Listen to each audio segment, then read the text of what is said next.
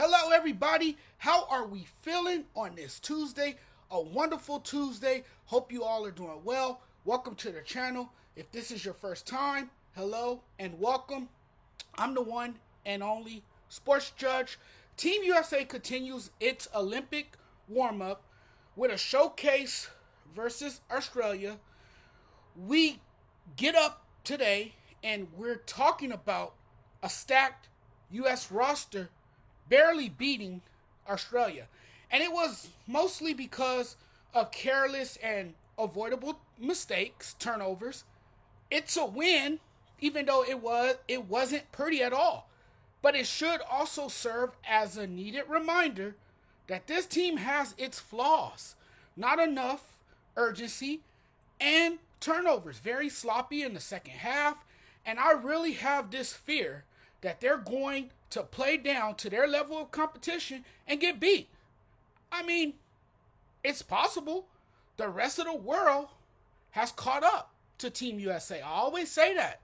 Any notion that this tournament coming is going to be a cakewalk should probably be dismissed. Yeah, we can say Team USA is loaded with star power, has the world's most talent, this collection of talent that the rest of the world can't take out.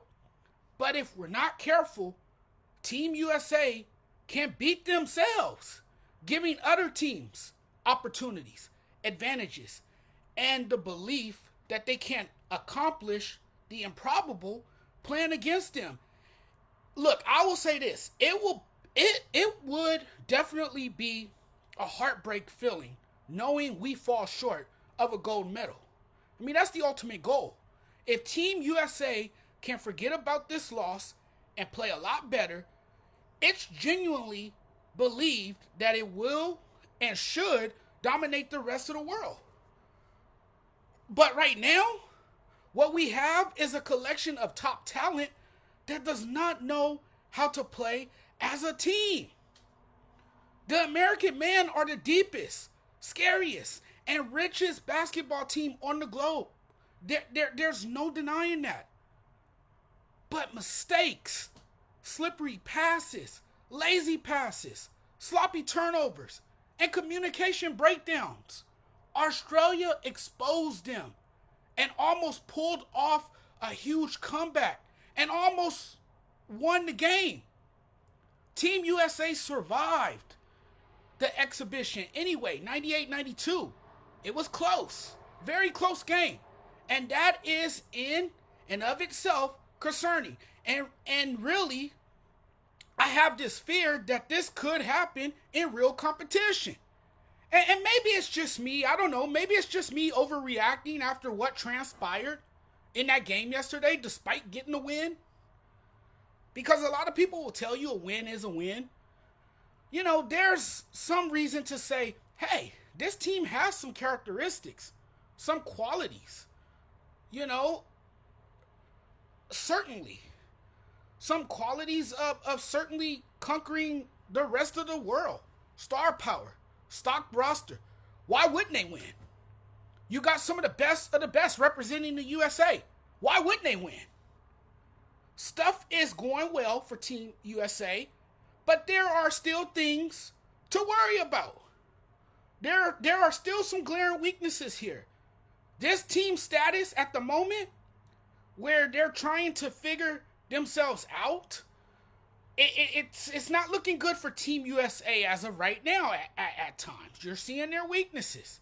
Anthony Davis had that great line that stuck with me about execution and this team struggles. That he said, our turnovers, it's all about focus and execution. Yes, in order to win, you have to have a game plan and execute it. And ultimately, since we're on this topic, talent wins out usually in the Olympics. But it's not talent that wins ball games all the time.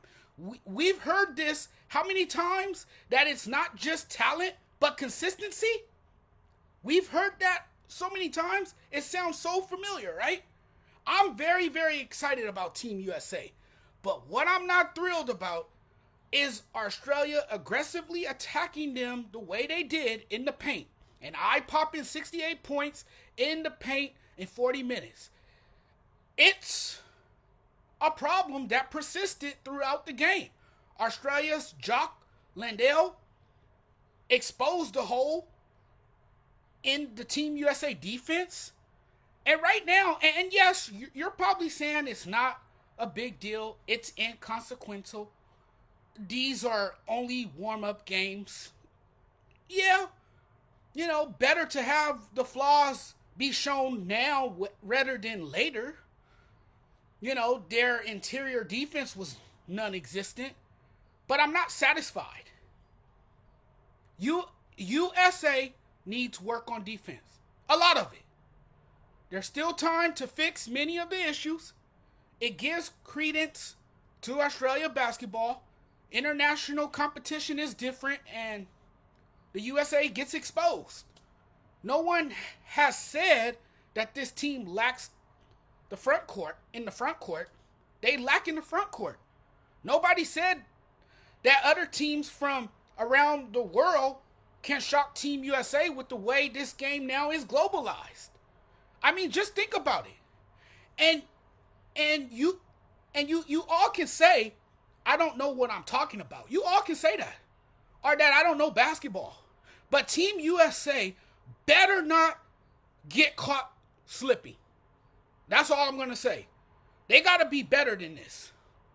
The main thing Team USA needs to focus primarily on is playing better, cleaner, and defend better in the paint.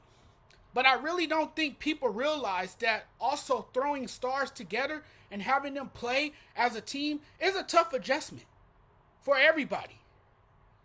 And they played a very good Australia team. Part of knowing this team, one of the best international teams out there,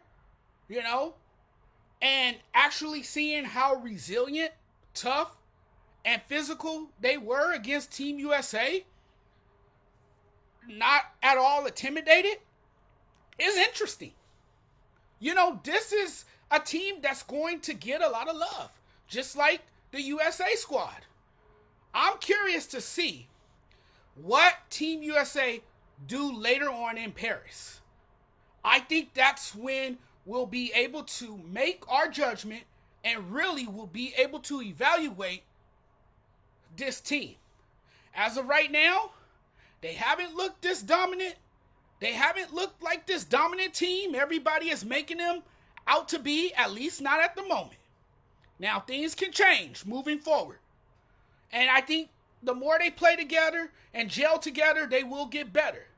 The Americans had 18 turnovers. That's too many. Turned it over 18 times. And when you're turning the ball over frequently, you're going to get out hustled for offensive rebounds, and you're going to have defensive lapses. The backdoor cuts especially made this game closer than it was designed. I mean, if you're going to win anything, then complacency is a bad habit. It's a terrible habit. Complacency is a bad word. I like to take that word out of my vocabulary. It's one you want to shake and will have to in order to give yourself a chance. The game shifted mid-third quarter when Team USA gave up. They just stopped playing and started turning over the ball, saying, here you go, Australia. You can have the ball. You want it? Here you go. We'll pass it to you. You want the ball? We'll give it to you. Here you go. And after leading by as much as 24 in the third, the Aussies took advantage of Team USA's mistakes, cut into the deficit, and Josh Giddey, recently traded to the Chicago Bulls, led a comeback as things turned into a dramatic, thrilling finish. It was an exciting game. It wasn't the most encouraging win for Team USA. It was a win, but it wasn't the most beautiful brand of basketball. Team USA still has a lot of work. Thanks for watching, everyone. Really appreciate the love and support. Before I get out of here, I just want to remind everybody to do me a huge favor and hit the subscribe button. We'll talk very soon. I'm getting out of here now. You guys enjoy your Tuesday. Have a great day, everyone.